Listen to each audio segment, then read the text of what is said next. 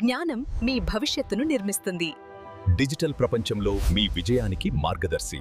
ఇక్కడ మీరు నేర్చుకుంటారు, ఎదుగుతారు. Digital path with Ajay. Learn and grow and move forward.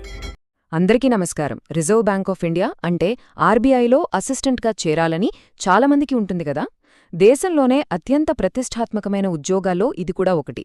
So ఈ అవకాశాన్ని ఎలా అందిపుచ్చుకోవాలి, దీనికి సంబంధించిన పూర్తి డీటెయిల్స్ అంటే అర్హతలేంటి, ముఖ్యమైన తేదీలేంటి, ఇలాంటివన్నీ ఈ విశ్లేషణలో క్లియర్గా తెలుసుకుందాం. సో ఈ నోటిఫికేషన్ ఎంత పెద్దదో చూడండి. మొత్తం 650 అసిస్టెంట్ పోస్టులు. దేశవ్యాప్తంగా ఇన్ని పోస్టులు భర్తీ చేయబోతున్నారు. అభ్యర్థులకి ఇది నిజంగా ఒక గోల్డెన్ ఆపర్చునిటీ అని చెప్పాలి. ఈ ఉద్యోగాలు ఎక్కడో కాదు, మన దేశ ఆర్థిక వ్యవస్థకు గుండెకాయలాంటి రిజర్వ్ బ్యాంక్ ఆఫ్ ఇండియాలో. అంటే ఇక్కడ జాబ్ చేయడమంటే దేశ నిర్మాణంలో నేరుగా పాలు పంచుకోవడమే కదా. సరే, ఈ విశ్లేషణలో మనం ఏం చూడబోతున్నామంటే, ఫస్ట్ ఆర్బీఐ అందిస్తున్న ఈ అవకాశం గురించి మాట్లాడుకుందాం. ఆ తర్వాత అర్హతలేంటి, సెలక్షన్ ప్రాసెస్ ఎలా ఉంటుంది, ముఖ్యమైన తేదీలు, జీతం, సౌకర్యాలు, ఇలా అన్ని విషయాలు కవర్ చేస్తూ చివరిగా ఎలా అప్లై చేయాలో కూడా వివరంగా చూద్దాం. సో ఇది మన దేశ కేంద్ర బ్యాంకులో అసిస్టెంట్ పోస్టుల కోసం దేశవ్యాప్తంగా జరిగే ఒక కాంపిటిటివ్ ఎగ్జామ్ అన్నమాట.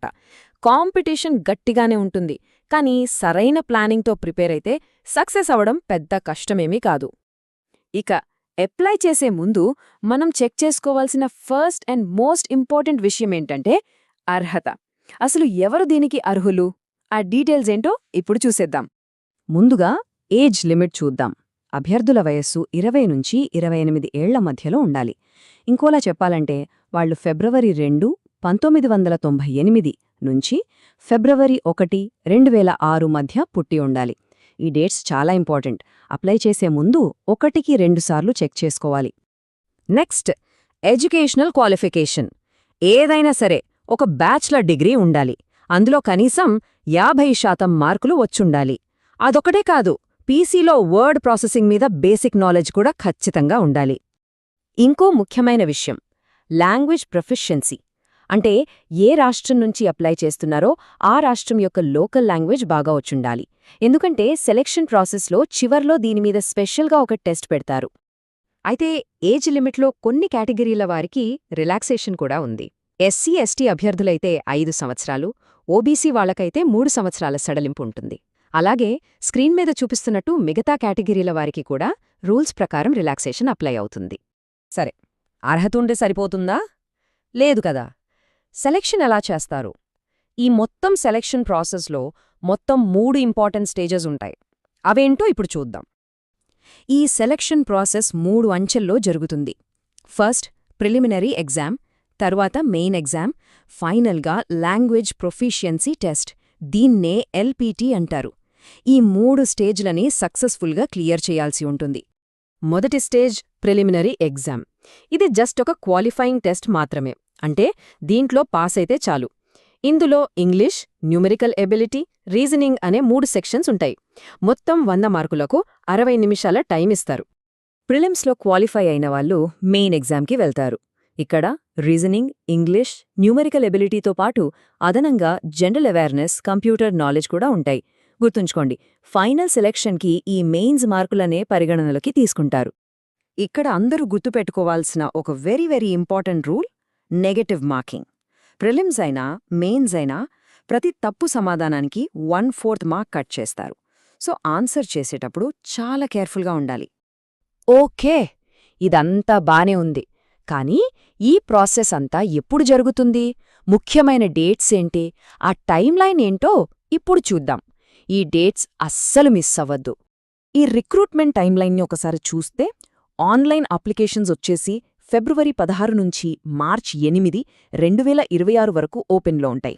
ఇక ప్రిలిమినరీ ఎగ్జామ్ టెంటేటివ్గా ఏప్రిల్ 11న, మెయిన్ ఎగ్జామ్ జూన్ 7న ఉండొచ్చు. ఈ డేట్స్ బట్టి మీ ప్రిపరేషన్ని చక్కగా ప్లాన్ చేసుకోవచ్చు. సరే, ఇంత కష్టపడి జాబ్ సంపాదిస్తే అసలు జీతం ఎంతుంటుంది, ఏమేం బెనిఫిట్స్ ఉంటాయి? దేశ సేవతో పాటు ఫైనాన్షియల్ సెక్యూరిటీ కూడా ఇచ్చే ఈ జాబ్ ఆఫర్ చేసే పే అండ్ పర్క్స్ ఏంటో చూద్దాం. ఈ జాబ్లో సెలెక్ట్ అయితే స్టార్టింగ్లోనే నెలకి దాదాపుగా 58,514 రూపాయల గ్రాస్ శాలరీ ఉంటుంది. ఇది నిజంగా చాలా మంచి ప్యాకేజ్ కదా.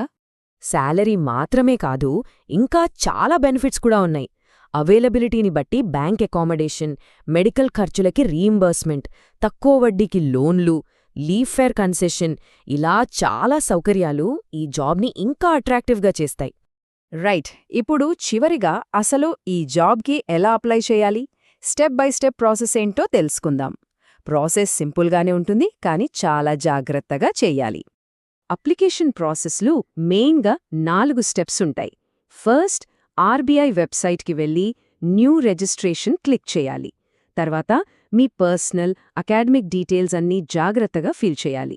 ఆ తర్వాత చెప్పిన స్పెసిఫికేషన్స్ ప్రకారం మీ ఫోటో, సంతకం అప్లోడ్ చేసి లాస్ట్గా ఆన్లైన్లో ఫీజు కడితే ప్రాసెస్ కంప్లీట్ అయినట్టే. ఇక అప్లికేషన్ ఫీజు విషయానికొస్తే జనరల్, ఓబీసీ, ఈడబ్ల్యూఎస్ కేటగిరీల వాళ్లకు 450 రూపాయలు జీఎస్టీతో కలిపి.